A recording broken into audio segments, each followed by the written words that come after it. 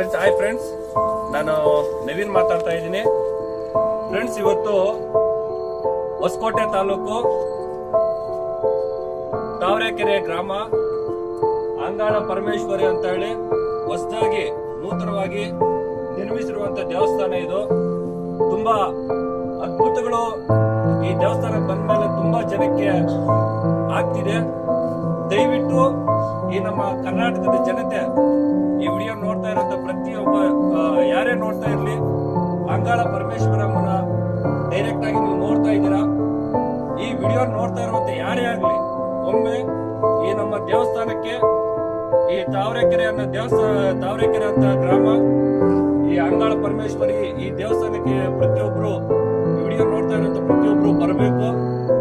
ತುಂಬಾ ಅವ್ರ ಜೀವನದಲ್ಲಿ ಏನೇನು ಕಷ್ಟಗಳನ್ನ ಅನುಭವಿಸಿದ್ದಾರೆ, ಏನೇನೋ ನೋವುಗಳನ್ನು ತಿಂದಿದ್ದಾರೆ. ತುಂಬಾ ಈ ಮಾಟ ಮಂತ್ರಗಳು ತುಂಬಾ ನಡೀತಾ ಇದ್ದಾವೆ.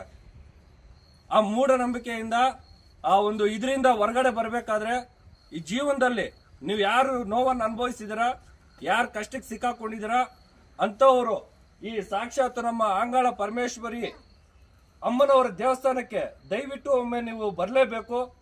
ಇನ್ನೊಮ್ಮೆ ಈ ಅಡ್ರೆಸ್ನ ಮತ್ತೆ ಒಮ್ಮೆ ಹೇಳ್ತಾ ಇದ್ದೀನಿ. ಹೊಸಕೋಟೆ ತಾಲೂಕು ತಾವರೆಕೆರೆ ಗ್ರಾಮ. ಇಲ್ಲಿ ಕಾಂಟ್ಯಾಕ್ಟ್ ನಂಬರ್ ಎಲ್ಲ ಕೊಟ್ಟಿದ್ದೀವಿ.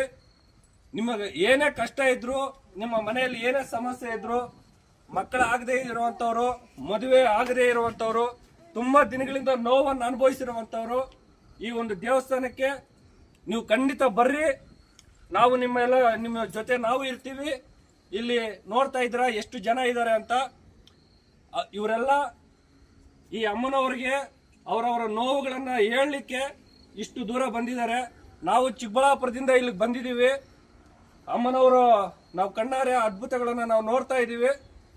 ದಯವಿಟ್ಟು ಈ ವಿಡಿಯೋ ನೋಡ್ತಾ ಇರುವಂತವ್ರು ಮತ್ತೊಮ್ಮೆ ಹೇಳ್ತಾ ಇದ್ದೀವಿ, ಈ ಅಮ್ಮನವರ ದೇವಸ್ಥಾನಕ್ಕೆ ಒಮ್ಮೆ ಭೇಟಿ ಕೊಡಲೇಬೇಕು. ನಿಮ್ಮ ಕಷ್ಟಗಳನ್ನು ಪರಿಹರಿಸ್ಕೊಡ್ರಿ.